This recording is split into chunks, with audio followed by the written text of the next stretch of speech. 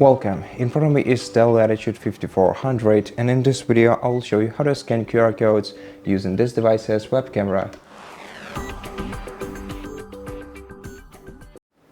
First, open the Start menu, then go to All Applications, find Camera under the C letter, open it, let it access your microphone and your camera, and if you want to, you can let it use your location.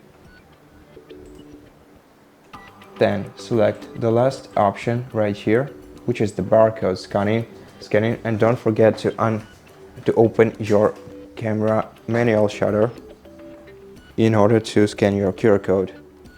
Once you do that, face your QR code to your camera and wait until the link appears on your screen.